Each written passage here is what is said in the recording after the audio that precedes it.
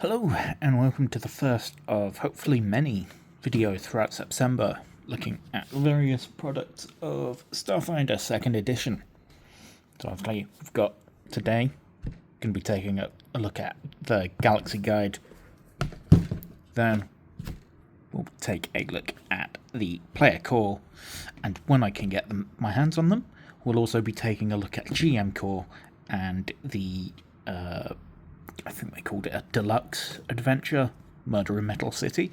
We'll also have a look at some stuff within those books, specifically looking at things like spells and feats and maybe a couple class guides. And maybe that will take us past September. And maybe, if I can pull my fucking finger out, I might get round to editing another episode of the Starfinder campaign, even though that episode was probably recorded maybe 2 years ago now. So yeah, there's that. So let's move the big book aside. So that's not what we're talking about today. I'm basically doing this in roughly release order. I might swap around GM Core and the Murder in Metal City adventure, just because I'm going to be running that adventure, and if I leave that till last, I might be able to talk about my thoughts, or I might just add an extra video on the last day of September once I've actually run it. I don't know yet, but hey, let's get into this. The Galaxy Guide was the first thing to come out for Starfinder, weirdly enough. Flip it over. And it seemed odd, but the more I think about it, the more I think it was quite an interesting idea. You get a full map of the galaxy in the Starfinder universe. The galaxy is called Destiny's Path. Let's see if I can unfold the whole thing.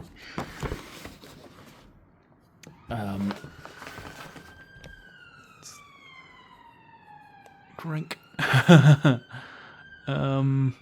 Yeah. It's upside down. I realise that. And on the other, you have a map of the Pact Worlds themselves.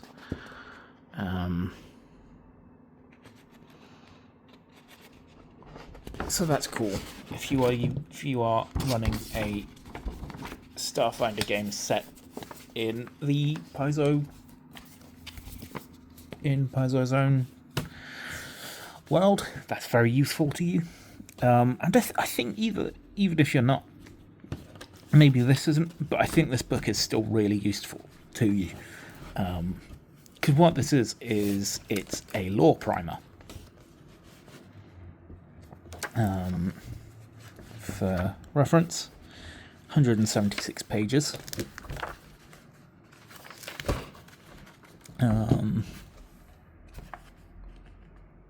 Take a look at the credits, because I think that's a good idea.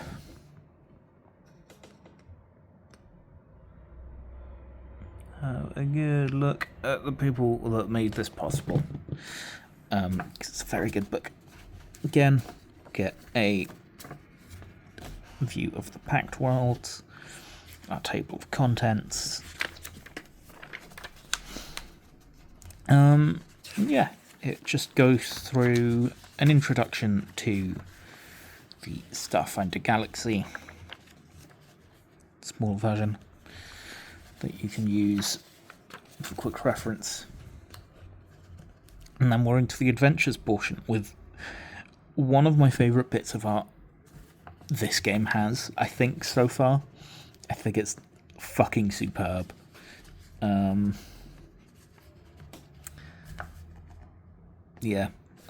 Sort of iconic characters just being themselves, being a bit goofy, and I think that's something that has really made itself apparent in Second Edition. That it's a bit of a goofy universe. It's not taking itself too seriously, and not that the First Edition or Pathfinder does that. But just there's a more light-hearted feel in the setting and the art. So yeah, and then we start looking at different settings, and what it does, it basically breaks it down by genre. So we've got our dystopian adventures, so really leaning into cyberpunk stuff here. So we've got stuff on Akaton, Aposte, the Diaspora, which is sort of, think the belt from The Expanse. I won't go too in depth, but what each setting does as well is occasionally gives you a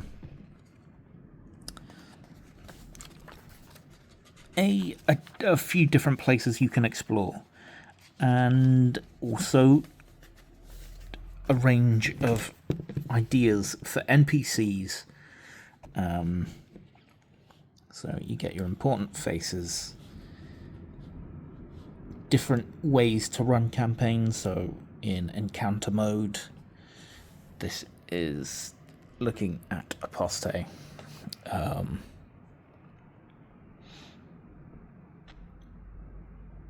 Yeah, it's the real different ideas.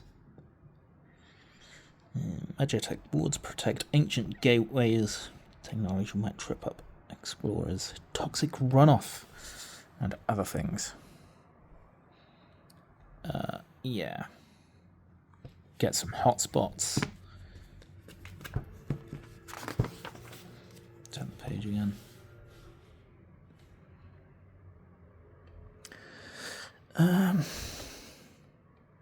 Yeah. And you also get ways to incorporate all of this stuff into your campaign.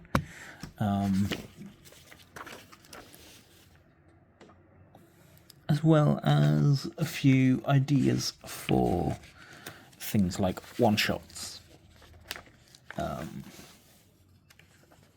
I just think it's really, really useful to have a lot of this information, because like I say, even if you're not using this information verbatim, it's still great to produce ideas for your own homebrew campaigns.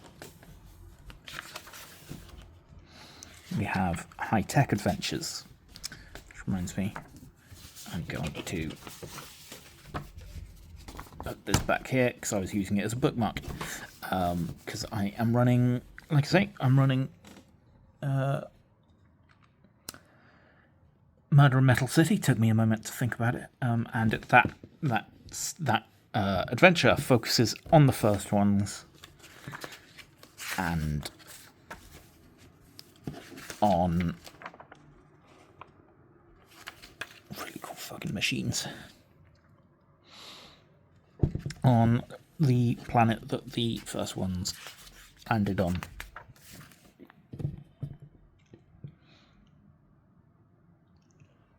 Yeah. So this is going to be your lots of robots and weird technology. You get some fantasy adventures. So if you want, with Starfinder and Pathfinder being cross-compatible, there's some adventures for more fantasy-leaning stuff. If you wanted to do stuff that leaned more on magic and ancient artifacts, you can do that, and that's great. Spooky ancient temples.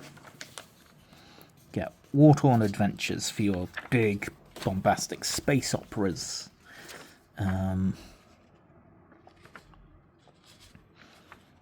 Stuff on...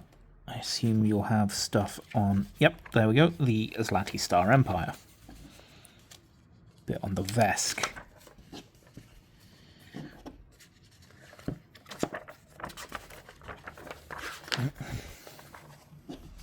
Don't know what that is. Right, take it though. Into the Unknown adventures. That's the fucking Bebop. That's basically the fucking Bebop, and I love it. It's just missing the big ring in the back. But yeah, I love that. So that's, but that's a lot of your Star Trek type stuff. Slightly more, adventurous, bit more silly. Maybe not weird, because weird is a whole category all on its own. Horror adventures. So leaning in on the undead.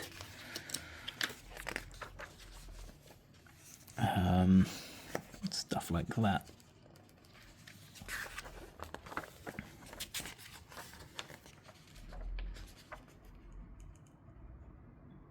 Yeah. Weird adventures, here they are. Again, campaign starters, adventure hooks. Some fantastic artwork. Dreamer.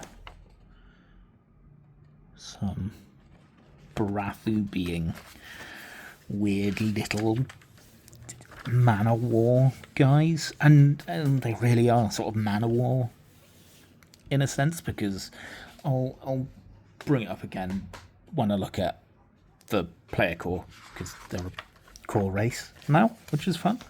But how they sort of coalesce and merge into one organism. And then we get to Ports of Call, which is going to bring some places where people can, your big sort of space stations and locations where you might have your party take a load off, have a rest, but could also just as easily be locations for adventures all on their own. So this is looking at, instead of whole planets, it's looking at individual cities and space stations.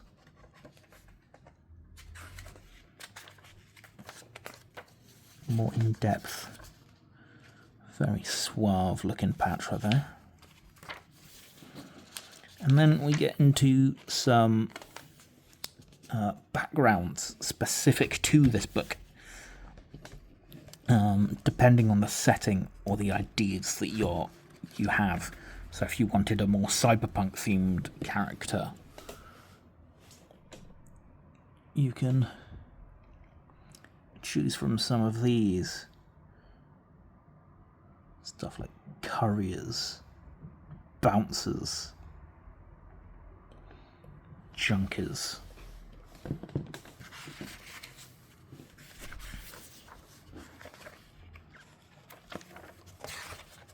So, yeah. Really, I think one of the things that draws me to Starfinder and Pathfinder over, say, D&D is, yes, it is a little bit more complex, it is a little bit more involved in terms of the character creation process, but I don't think it's that much more difficult than D&D anyway. If you can add 2 or 3 numbers together, if you can add 1 or 2 numbers together, you can add 2 or 3 or 4 together. It's not that much more difficult. And with that slight increase in difficulty and challenge in terms of running and managing a character, you introduce so many more variables to make that character so much more your own, to the point where you can have characters, you can have a 5-man party, all of the same ancestry, background, and class. And they'd be fairly different to each other. Allow them to pick their own backgrounds, they'd be even more different. And each ancestry has its own archetypes, I think is the term for it. And each class has its own subclass. And unlike D&D, you choose that subclass at level 1. And that's fucking incredible to me. Yes, again, there is more paperwork involved in this game. But that's fine. I think it's just... yeah. I don't like D&D as a game, as a system, and I fucking despise Hasbro and Wizards of the Coast. That's nothing new. And also, we also have a thing on factions. So if you want some specific factions to bring into your game, we've got Abadar Corp.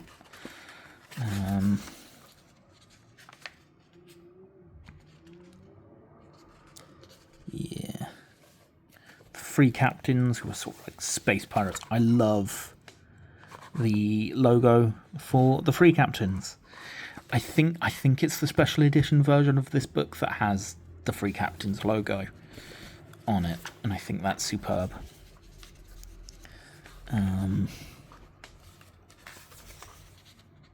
The Hell Knights, who are just cool. The Knights of Galerion, which are the good guys, by which I mean they're the Hell Knights, but basically boring in every single way.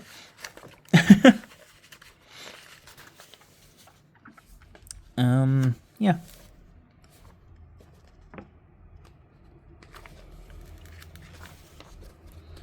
The Starfinder Society, with a slightly different logo to the first edition.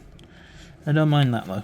I think it's kind of cool that you could just read that as different parts of the galaxy will have different branches and different logos. The Xeno Wardens.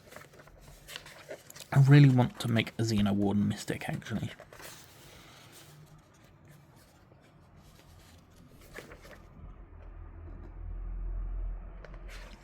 Xenodruid just sounds fucking class.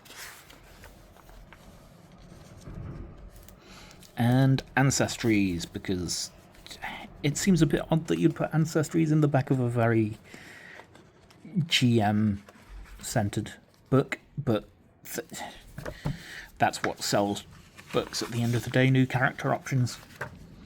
So, yeah. Astrozoans. Weird body horror shapeshifters, and I think I love them.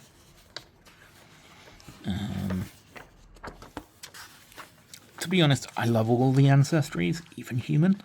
But yeah, weird, spooky shapeshifters. We get contemplatives, brains, who are just creatures who have used their brains so much that their bodies have withered away. To the point where it's just a brain on a vestigial body. Yeah. Get Dragonkin, who I feel are a little bit slimmer than is often depicted in stuff like D&D, and at first I didn't like it, but it's starting to grow on me. I think also that's just cool.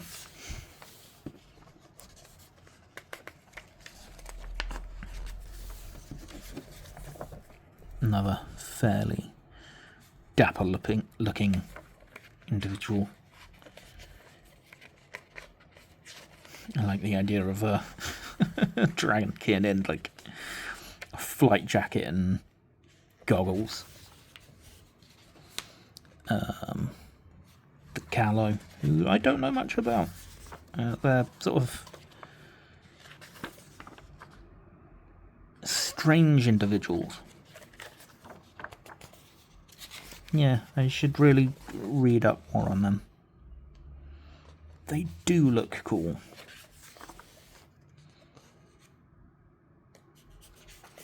The Sarkeesians, who are just super lanky space butterflies, I guess. Another one that I don't know so much about, but enough to go, yep, they're cool. I like their weird energy wings that look like oil on water. The Vlaka, who are like wolf people, kind of, who are often either blind, deaf, or deaf and blind, and I, as a disabled person, I think that's fucking cool.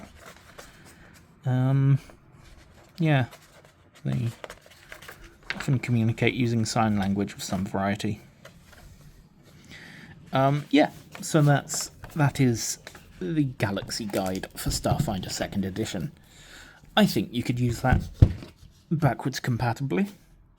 The Ancestries, not so much, because Starfinder Second Edition is fairly different to First Edition, but everything else as a lore compendium you could probably just use in First Edition if you wanted to, and obviously you can use it in Pathfinder if you were so inclined. So yeah. Who is this book for? I'd say, first and foremost, this book is for GMs. If you're running a game, I think this book is great. Whether you're running... I think it's going to be more useful to you if you're running a homebrew game. Not homebrew, if you're running a game set in Paizo's own universe. But I think it's also just useful for getting ideas for one-shots and campaigns, regardless. And yeah, you're going to get loads of character ideas for both PCs and NPCs. So yeah, you're also just going to get loads of great art out of it. Because it's a pretty book. Anyway, that's it for me. That's it for the first week of Startember. Do the whole YouTube thing by liking and subscribing. I'll see you in the next one. Take care of yourselves.